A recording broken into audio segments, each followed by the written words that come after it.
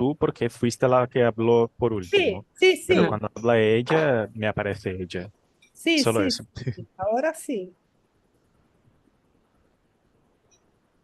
Claro, YouTube no sé porque nunca... Que fuiste la que habló por Sí, último. sí, sí. Pero cuando habla ella, me aparece ella.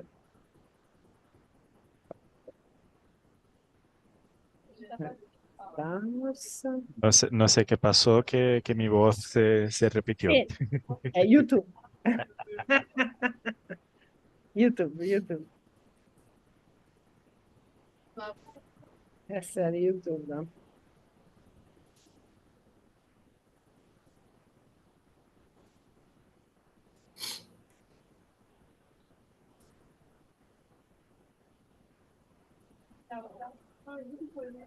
¿Tú, Carolina, te quedas hasta cuándo ahí en Estados Unidos?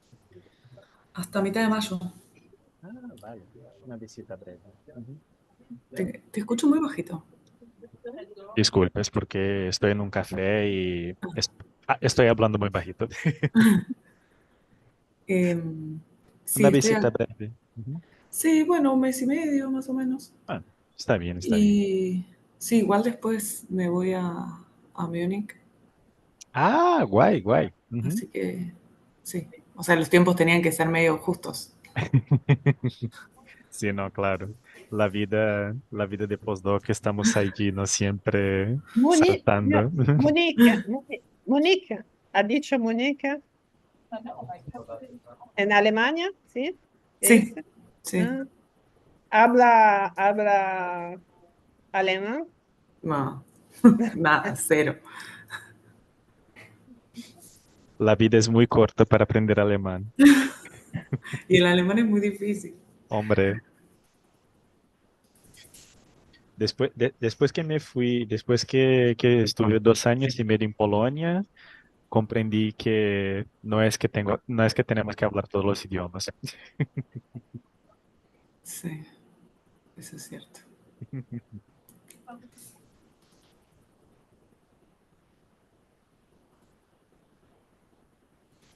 Vamos a esperar un poquito, vamos a esperar que lleguen.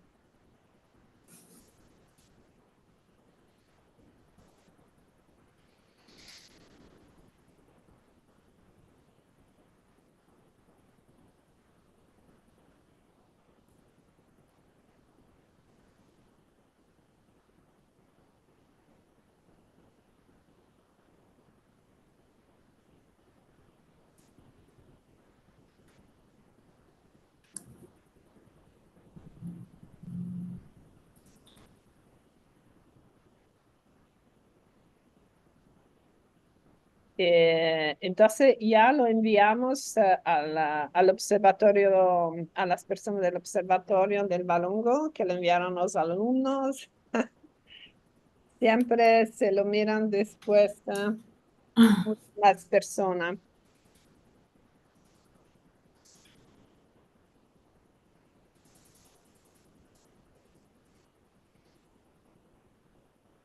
Quizás el Eh, formato virtual ya no es tan feliz para la gente.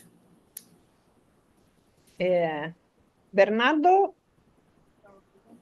¿eres Sí, alumno de la UFRJ? Are you a student of the, de dónde eres? Are you student from which university? yeah, I'm here from UFRJ. Ah, son Bernardo. Fábio Ramos is my advisor. Ah, yes.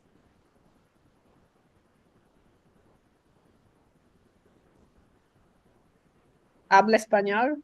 Sí. Sí, un poquito. Consigo compreender. Bueno, mi español no es muy español, más cuasi español. Sí. Quase español.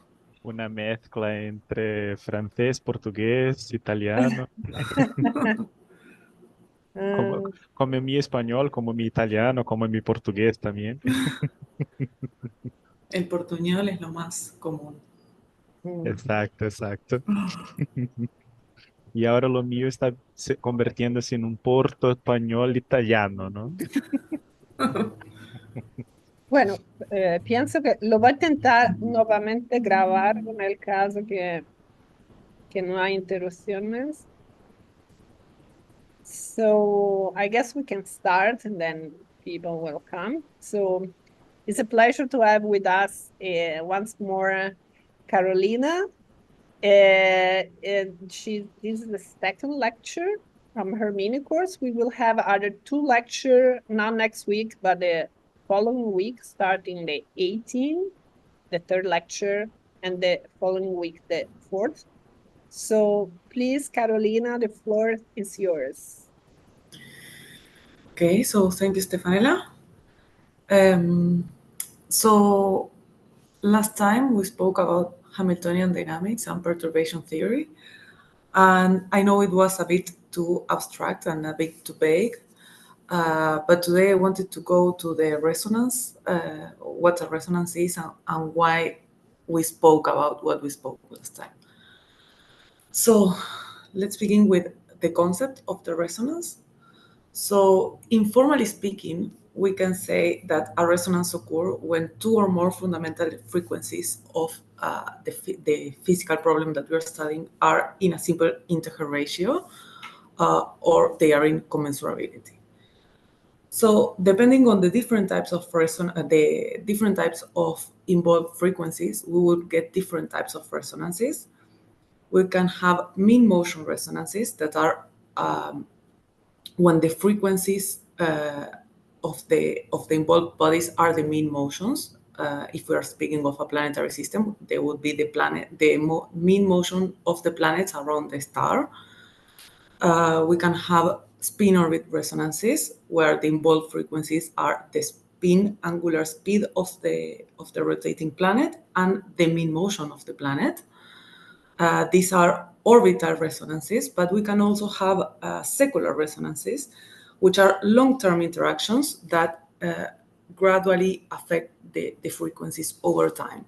So, for example, we can have the two frequencies involved can be the precessions of the node, the precessions and the absence of the node, or we can have von Seipel-Lidov-Kozai resonances in which there is a cyclic exchange between the eccentricity and the inclination of the orbiting body.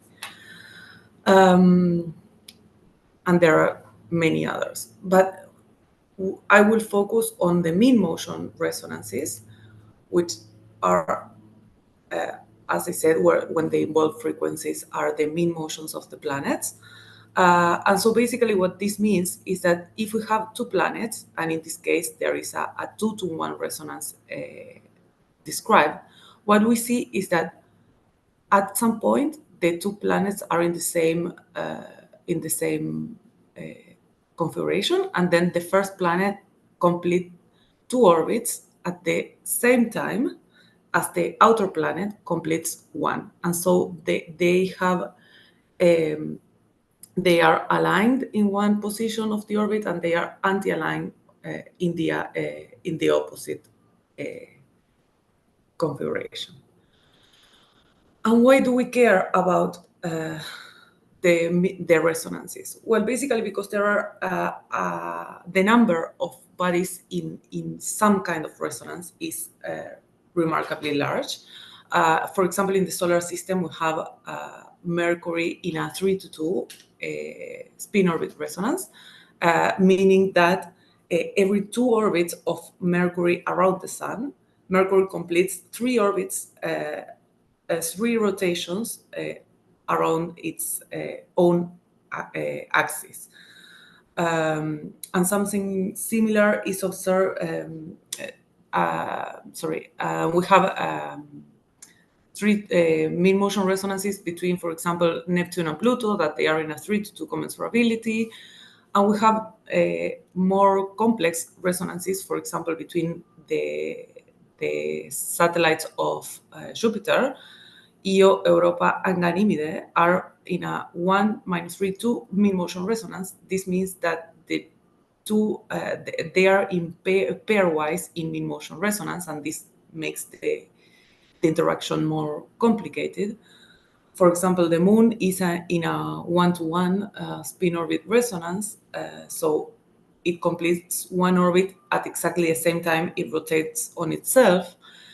And this shapes the architecture of a system. For example, as we said last time, we have gaps in the asteroid belt. So here there is a nice drawing showing the Kirkwood gaps. So we have gaps in the position of the resonance with Jupiter and with other planets, and so there are some positions in which there is no material in the orbits, and something similar is observed in the rings of Saturn, that they are called Cassini gaps or Cassini divisions, where there are resonances with Saturn. And in the exoplanetary population, we also observe mean motion resonances between the planets. So, for example, here I show you the distribution of the period ratio of the planet. The periods are an equivalent quantity than the mean motions of the planets. And so if we have more than 2 planets in the system, we can plot the period ratio of the system. And here in dashed lines, you see the exact commensurabilities, some of them.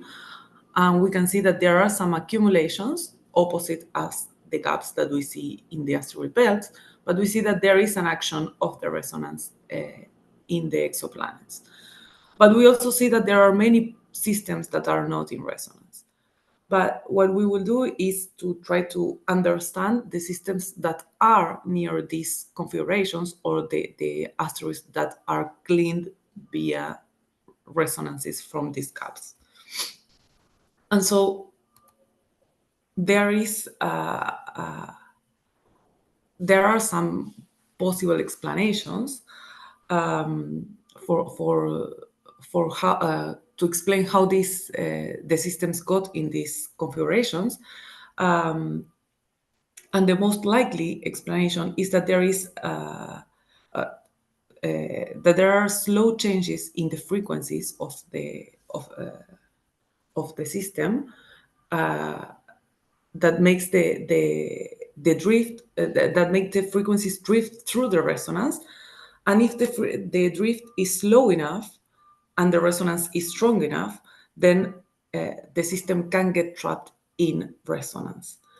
And in fact, it will remain in resonance and as long as the system continues to evolve.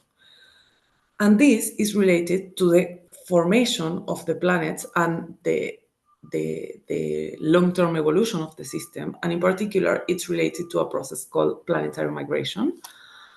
And for that, we need to understand how the planets form. So we know that the planets are formed during the formation of the star.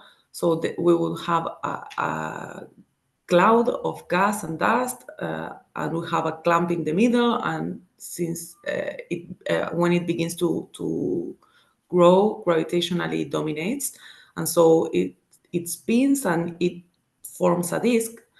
And so in this disk, we would have other smaller clumps that will begin to dominate gravitationally, and there the planets will form, interacting with this disk, and at some point the disk will dissipate, the gaseous part of the disk will dissipate, and we will end up with a planetary system as we observe nowadays. Of course, this is a nice fairy tale. With a bit more specifics, we can say that the planets are formed in a circumstellar disk or a protoplanetary disk formed of gas and dust. And the fact that there is a planet in this gas modifies the distribution of gas in its surroundings. And so there is a gravitational interaction between the disk and the planet, and so this generates a torque that will modify the orbit of the planet, and the direction and the speed of the migration will depend basically on the local properties of the gas and the mass of the planet. And so different types of planets are affected by different processes. And so small mass planets are affected by what we know call type 1 migration. So they are immersed in the disk and they have a lot of material to interact with, while bigger planets, they are affected by the type 2 migration. And these are planets that are massive enough that they carve a gap in the disk. And so they eat all the material in this zone and they have less gas to interact with. And so the migration in this regime is much slower than the migration in the type 1 regime. And in between, we have intermediate migration regimes. And so let's go to the pendulum. And finally, at the end of the day, I will try to do a relation of why we go from the migration and the formation of a planet to this very theoretical stuff. So I know that speaking about the pendulum sounds a bit unrelated to everything, but the pendulum describes the fundamental model of the resonant motion. And as the harmonic oscillator is for linear system, the pendulum is the paradigm of nonlinear system. And so if we have a mass oscillating at a fixed distance L, we can construct the Lagrangian of the system, where we have the kinetic energy minus the potential energy, and recall that the Hamiltonian is the sum of these two quantities, so we can construct the Hamiltonian from the Lagrangian, and we will get an expression like this, where P would be the action and theta would be the angle of in the action angle variables, and we have this that would be the perturbation parameter. And so depending on the energy of the system, we would have three different regimes of the motion of a particle. So if the energy is small enough, we will have libration or oscillations. So we would be inside the blue curve, and so the angles will not take all the possible values, but the angle would be restricted. If the energy is big enough, we will have that the angle can take all the values between 0 and 2 pi, and we have a rotation. And in between these two regimes, we have a separatrix. So the energy of the system is exactly the Hamiltonian.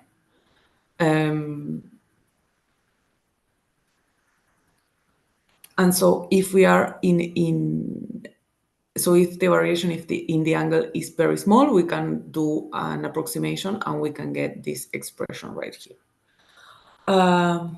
So for this Hamiltonian, we can find the fixed points using the Hamiltonian equations. That remember that the Hamiltonian equation is the derivative of the Hamiltonian with respect to the two variables, and so we have that a fixed point in p equals 0 and theta equal to an integer multiplied by pi. And we can assess the stability of the fixed points by using the second derivatives. And we see that the point 0, 0 is a stable fixed point, so it's an elliptical point, while the 0 pi or 0 minus pi is an hyperbolic fixed point, so this is an unstable point. And we can, in fact, compute the width of the libration region. And so this region is defined as the difference between the largest and the smallest momentum in the liberating orbits for a fixed value of the angle, which in this case is theta equals 0. And in that case, we can compute the value of the Hamiltonian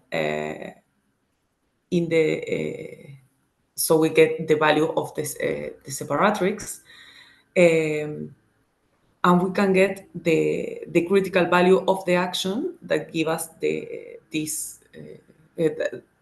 for this energy, and we get that the width of the libration region is twice the value of the critical action. And so all this information combined give us the typical cat-eye phase space. So where we have in the action angle variables, in the action angle phase space, we have the libration. So when the orbit is bounded and it cannot it cannot take all the values of the angles.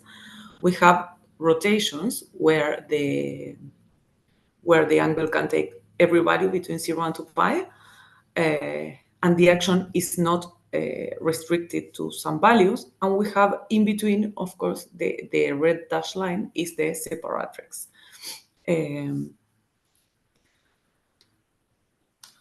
And so, if we try to understand the mid-motion resonances in the Hamiltonian formalism, and going back to what we said on Tuesday, we have an n degree of freedom Hamiltonian, to which we are able to find a specific solution of the system by computing the generating function. And recall that this is the aperture part of the Hamiltonian, so we know the exact solution for this Hamiltonian, and we have a perturbation to the aperture Hamiltonian. So in order for this generating function to be valid, we need this quantity right here to be different from 0. And if this is different from 0, we can find our generating function that will give us the solution to our Hamiltonian, because it will allow us to find a new Hamiltonian that only depends on new variables, and we will be able to write the Hamiltonian only in terms of the actions, and all the angles will be linear in time. But for a moment, let's imagine that there is a combination of this index J that such that this scalar product is equal to 0. So in this case, the generating function is not valid anymore. So if that's the case, we are in what we call the small divisors problem. And we need to treat the problem different. So let's, for a moment, consider the case in which we have two n equal 2. So in order to for the equations and the notation to be simpler. So the scalar product would be given like this, where in this case we made evident the fact that the frequencies depend on the actions, and so the actions are the initial conditions of the system. And so for these specific initial conditions, we said that we will treat the scalar product as equal to 0. So in order for this to happen, the frequencies will satisfy this condition here, where these two values are integer quantities, and so the ratio between the two frequencies that depend on the initial conditions will give us the location of commensurability.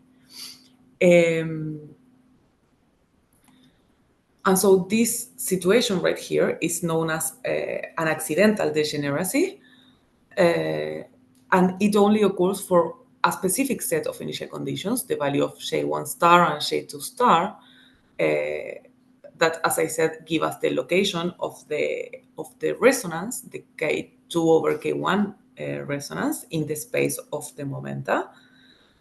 And so why is this a problem? Well, because in the case of exact resonance, so in the case where this is equal to 0, both frequencies are not independent anymore. And so we don't have any more 2 degrees of freedom in the problem, but we only have 1. So the system is dimensionalized, and the perturbation theory breaks down. So we cannot treat the problem as we did last time.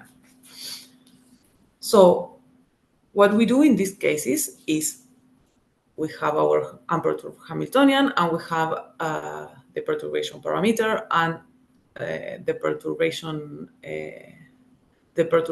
that, since we asked for the perturbation to be periodic, we can perform a Fourier expansion in the angles, and we get this expression right here.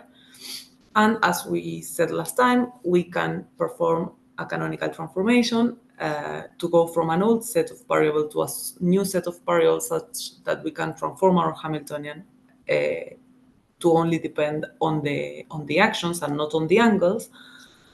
So we would be able to know this exact solution of the system. So if that happens, we know how the transformation equations between the old and the new set of variables are. We know that they depend on the perturbation parameter, and we know what's the shape of the canonical transformation.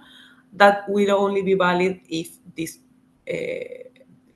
the division here is different to 0. So as long as this is different to 0, we can obtain the exact solution of the system. But since we said that this is not the case, because we are treating with the accidental degeneracy, what we do is to split the Hamiltonian in fact, we split the perturbation function in 2. So we have the original unperturbed Hamiltonian, we have the perturbation parameter epsilon, and we divide the perturbation in order to remove or isolate the problematic terms, that in this case are the periodic terms, that are the ones that give rise to the small divisors problem.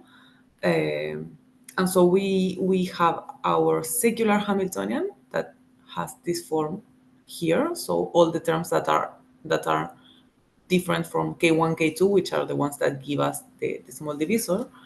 And we have in the resonance part of the Hamiltonian all the terms that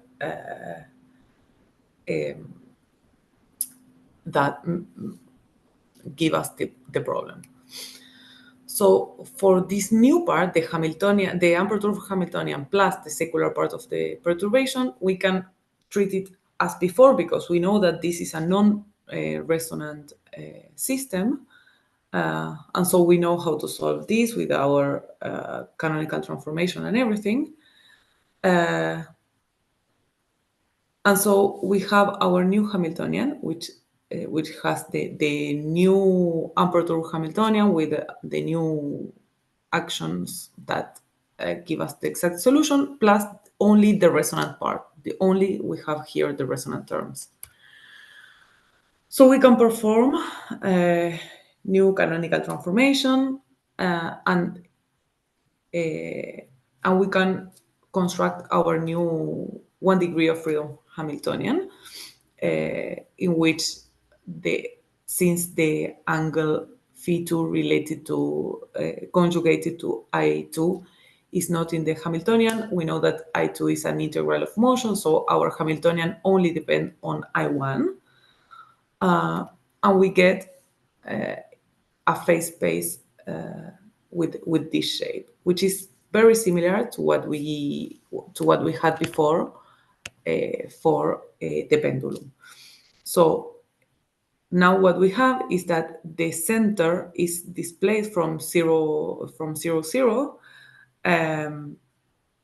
but the same features are observed. So say that the center of this libration region is in I10, so near this value, the system circulates, and far from this value, the system librates, and far from this value, the system circulates, and we can always take a resonant system to something similar to the pendulum. And so we say that near mean-motion resonance, so near the periodic orbits of the unperturbed Hamiltonian, the Hamiltonian that we construct is called diffeomorphic, so, to a pendulum, so meaning that this preserves the main features of the motion. So basically, we have circulation, aseparatrix, and oscillation, aseparatrix, and circulation. And so, just a final comment on this. This is something that we explain for n equal to 2, but of course this can be generalized to any degrees of freedom. And the solution would be the same. We will isolate the problematic terms and apply the perturbation theory to the rest, and we will get the same features in the motion of the interacting bodies. And so let's imagine now that we have a system with 2 degrees of freedom that has two resonances. In any system of Q-order mean-motion resonances, we have Q pairs of fixed points. And so in this case, and so we know how this resonance would look like. And so here in violet, you see the separatrix of the resonance. And so we have one resonance centered in 0J1 and the other in 0J2, and the width of each of these resonances is delta J1 or delta J2. So this is the maximum value for theta equal to 0. And so as long as these resonances are separated enough, we have two isolated resonances that will not interact with each other. And so this right here, the red line, give us the distance from the resonance. But if the width of these two resonances is equal or bigger than the separation between the two centers, we have a condition for a resonance overlap that has some implications in the physical problem. So in this case, when we have that the two separatrix are touching each other, independent, so non-resonant motion is not possible in this region. So of course we can have non-resonant motion with bigger values of the action, but not in this region right here.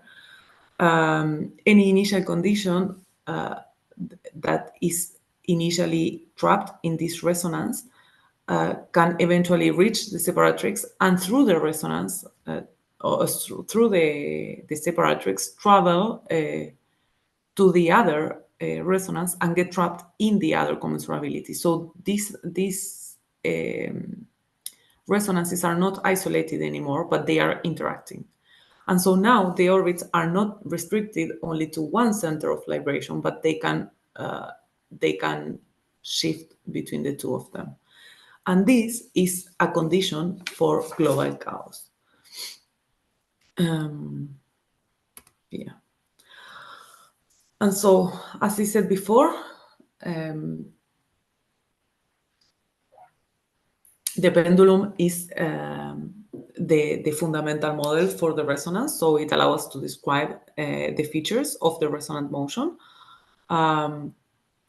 But it has some, and so we are able to analyze or to analytically estimate the properties of the resonance. But there are some limitations with this model. And so there is the second fundamental model for the resonance, which was described by Henrard and Lemaitre in 1982. And this is a 1 degree of freedom Hamiltonian with actions S and angles sigma, and N is a constant. And so the main difference with the pendulum model is that now we have linear terms in the Hamiltonian. And in this model, we can do exactly the same. We can find the fixed point for the system by solving Hamilton's equation.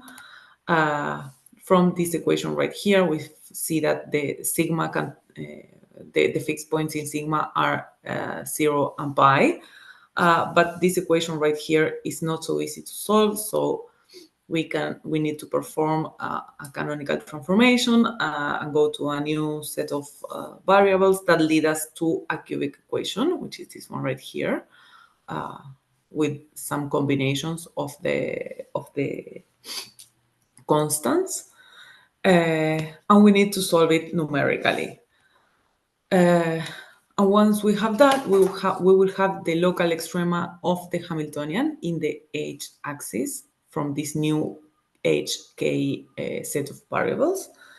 And we have that when the discriminant of this equation is bigger than 0, we have 3 different real roots, but when this is negative, we have only one real root, and in the middle, we have the case in which the discriminant is equal to 0, and we have multiple real roots. And this leads us to the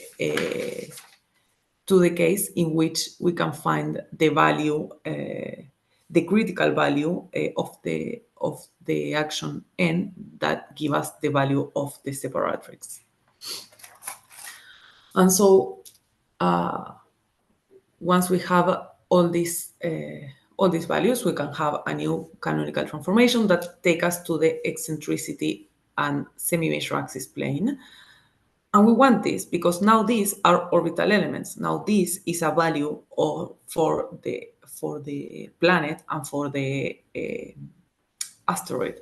And so if we understand this, then we're able to understand the resonant motion in something that we can observe, like the orbital elements of the system.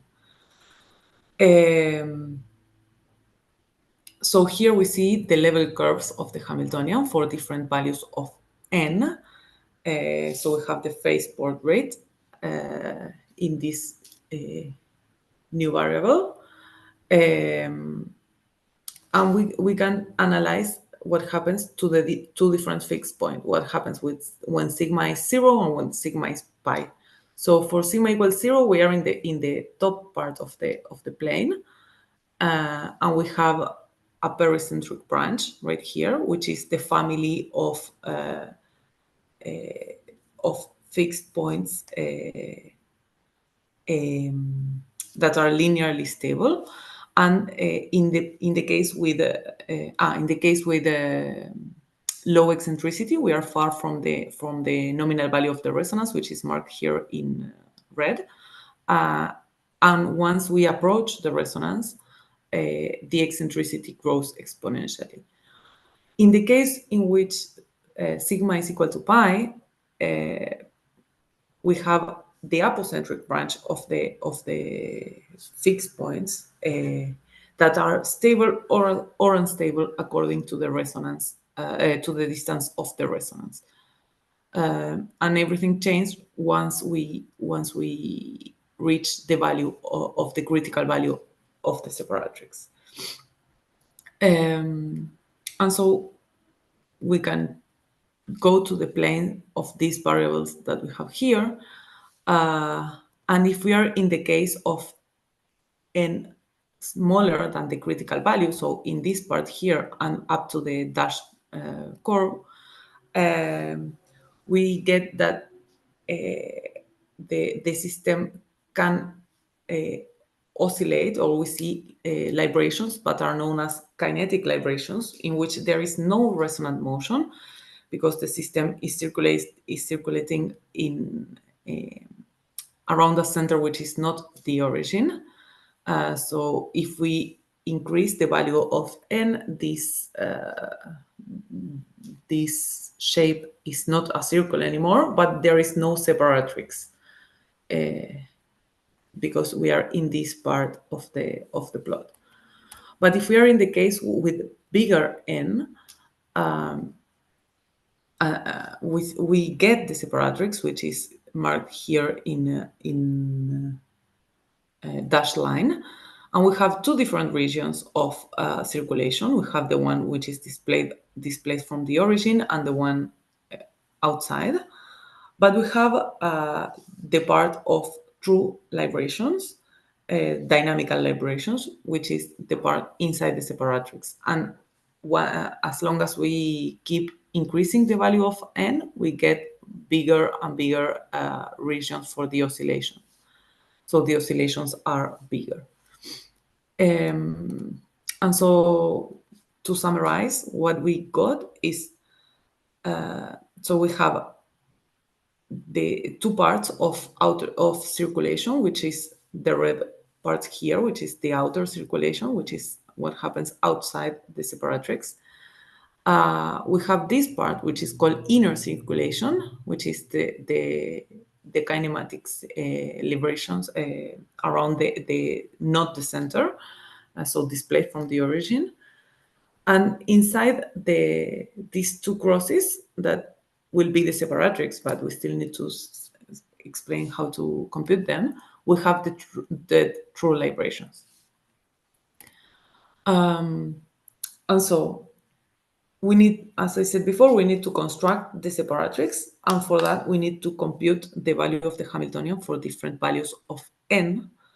And so we can still work in the semi-major axis versus eccentricity plane, and we can compute the hyperbolic fixed point for different n. And we get the values of the separatrix for the inner pericentric branch, because this is related to the inner circulation, and the outer circulation. And now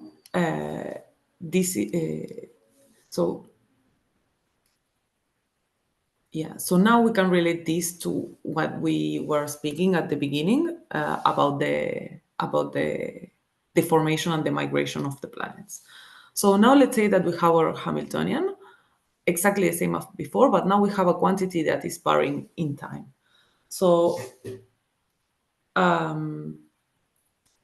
so if this quantity is varying from the outside, we have what it's called, or what's known as divergent migration. So a particle is approaching the resonance from this side, from the right to the left, and it will always find a separatrix. And so to continue to librate, it will jump to the other side of the separatrix, and it will not get captured in resonance. But if instead this quantity is varying from the other side, so the variation of alpha is bigger than 0, so it comes from the left to the right, we have what is known as convergent migration. And in this case, there is a possibility that we can have capture in resonance, and this capture will depend on the value of the eccentricity. So if a particle has initially low eccentricity, then there is no outer branch of the separatrix in this case, and so it is possible for the system to reach the center of the libration and continue to evolve following the barycentric branch, and the oscillations will be through a constant n. So the motion will be like this, but it will remain captured in the resonance. However, if the eccentricity is big enough, even though the variation of this quantity is convergent, it will reach the separatrix, and the capture will not be possible. And so, if we analyze this in the plane that I showed you before, eccentricity multiplied by sine of the angle or cosine of the angle, we see that the distance to the origin is the value of the eccentricity, and the radius of this circle is the value of the eccentricity. And so in this case, we can have capture because the eccentricity is not as big as the value of the separatrix. And so the evolution would be from A to E. And so in this case, we are in values in which the n is bigger than the critical value. The eccentricity begins to grow until the particle reach the critical value of the eccentricity. And the orbit continues to evolve, but inside the libration region.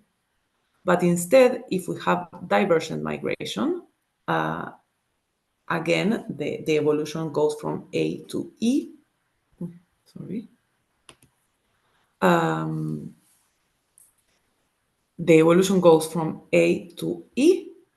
And so, once again, we have an eccentricity that does not reach the value of the separatrix, but we have circulation in the inner, in the kinematic circulation, and this continues until the eccentricity reach the separatrix, and after that the eccentricity is bigger, but it's in the other part of the circulation, so it goes from the outer circulation to the inner circulation, and it can take every value of the eccentricity. And so this was everything that I wanted to discuss today, in order to not make it long enough and not begin a new topic. But I'm up for any questions that you want to make. Thank you very much. It was a great lecture. Very nice also the animation. There's the resonance animation with the planet. Thanks. We need this also in regular classes to make it more, So any questions? Today, I don't know if you know, there is, let me stop recording. There is Umberto Viglioni from Aracaju that is with us. Umberto, it's I don't know if you ever been to Aracaju, but it is in Sergipe. It's a little bit north of. It's between here and Recife. So it's well, there is a younger group of celestial mechanics. There are more people than here doing celestial mechanics. Yeah. Umberto, can you talk? No? Maybe that's a problem with the microphone. Okay, so questions? No? No, okay. Glassene. Is An expert. Yes, of course. It's Not an an expert. exoplanet. Yeah.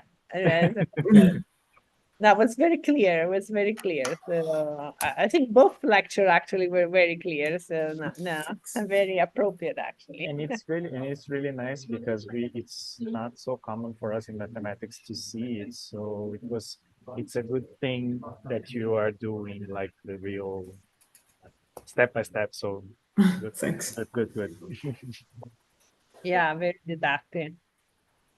Okay, so Umberto say hi, you can say, Denise can say. Okay, so we will see you in on the 18th.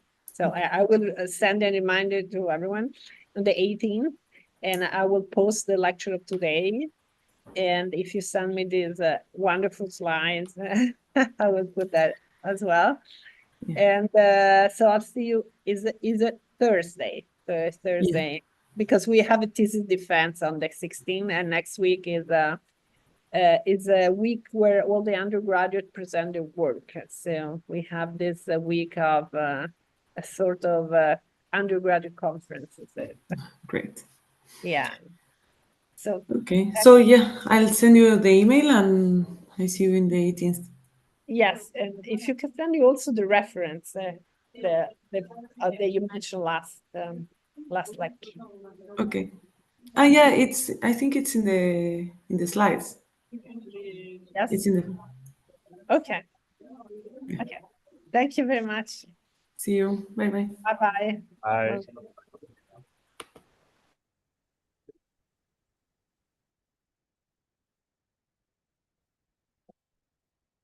bye.